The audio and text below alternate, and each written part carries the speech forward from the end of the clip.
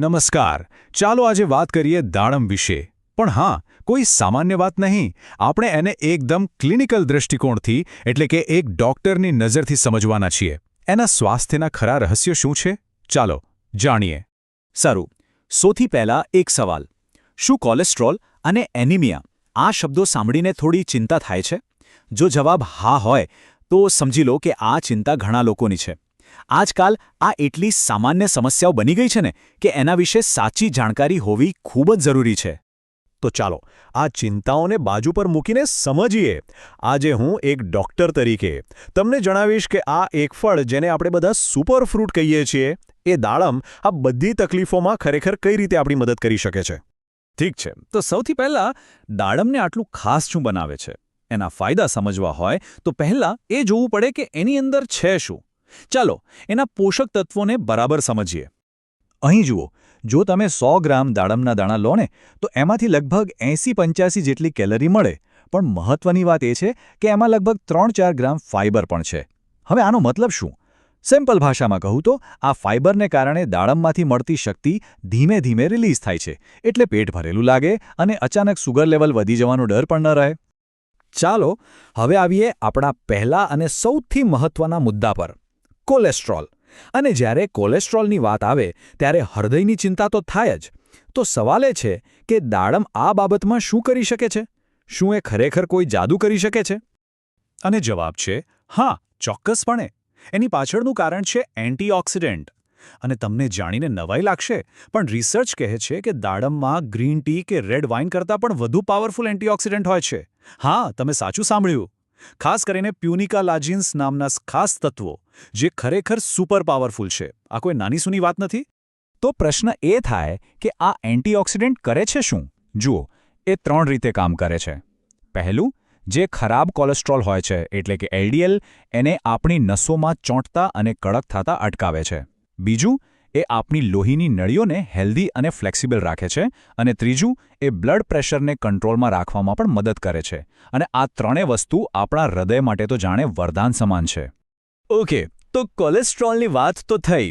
હવે બીજો મોટો મુદ્દો એનિમિયા એટલે કે શરીરમાં લોહીની કમી. આપણા ઘરોમાં વર્ષોથી કહેવાતું આવ્યું છે કે દાડમ ખાઓ, લોહી વધશે. પણ શું આ વાત સાચી છે? અને જો સાચી છે તો એની પાછળનું સાયન્સ શું છે? ચાલો આ માન્યતાનું પોસ્ટમોર્ટમ કરીએ. આ વાક્ય તો લગભગ બધાએ સાંભળ્યું જ હશે. કોઈ થોડું નબળું દેખાય એટલે તરત જ સલાહ મળે, અરે દાડમનું જ્યુસ પી, લોહી વધી જશે. પણ શું આ વાત બસ એટલી જ સિમ્પલ છે? ચાલો એની ઊંડાણમાં જઈએ. અને અહીં જ કહાણીમાં એક ટ્વિસ્ટ છે. મોટા ભાગના લોકોને એવું લાગે છે કે દાડમ ખાવાથી લોહી વધે છે કારણ કે એમાં ખૂબ આયરન હોય છે.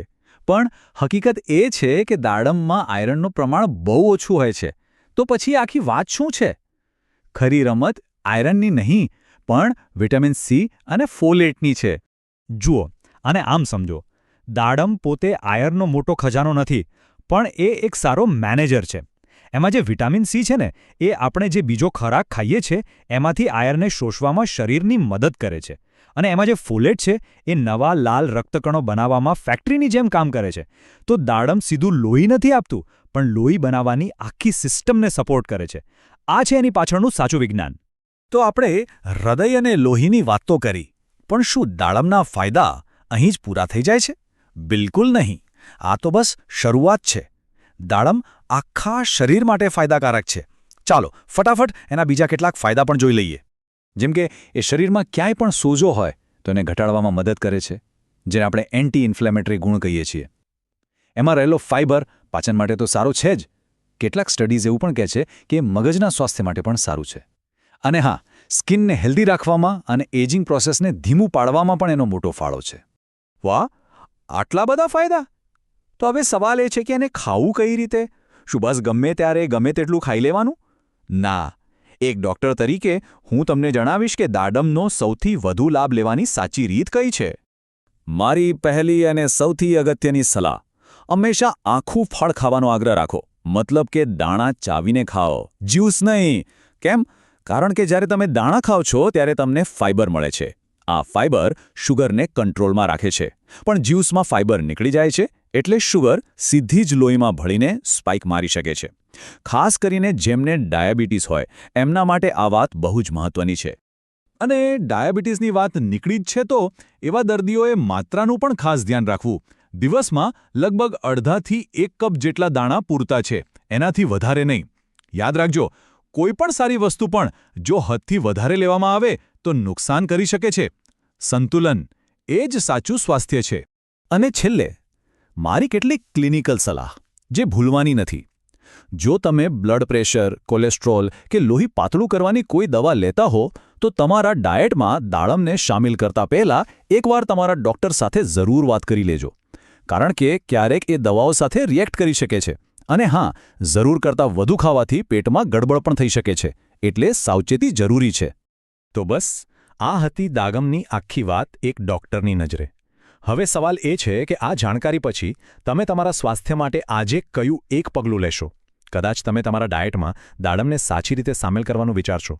જવાબ ગમે તે હોય, પણ મહત્વનું એ છે કે તમે તમારા સ્વાસ્થ્ય માટે વિચારવાનું શરૂ કરો. આજથી, અત્યારથી.